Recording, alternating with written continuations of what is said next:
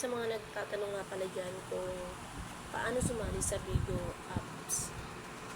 Madali lang guys sumali sa Bigo apps. Need nyo lang na may agency kayo.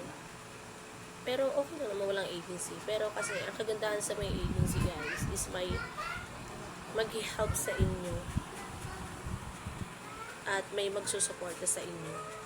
At ang kagandahan pa sa may farm guys is yung madali kayo makakasahod. Kasi pag wala kayong farm guys, parang mahirap makasahod. Kaya mas maganda talaga sa Bigo is yung may family ka sa Bigo. At tungkol naman guys sa kotahan sa Bigo, kung madali bang makasahod sa Bigo. Madaling makasahod sa Bigo guys. Kaso nga lang guys, nasa sa inyo rin kung paano kayo sasahod sa Bigo.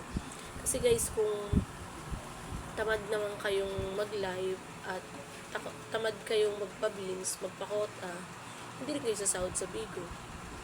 Kaya kailangan din natin guys na sipagan yung ating pagla-live tsaka yung ating pagpapakota para makasahod kayo sa Bigo. Kasi as a first timer,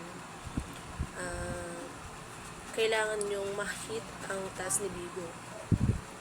Kasi pag first timer ka kasi, need mo na maka 3,000 bills para makasahod ka kay Bigo. Tsaka live hour, need mo rin ng live hour. Kailangan mo maka 50 hour sa isang buwan para makasahod tayo kay Bigo.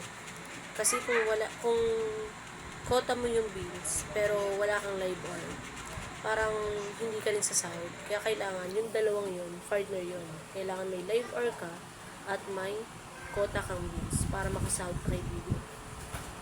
At number 1 nga, at saka nga pala guys, napakaraming bawal kay Bigo.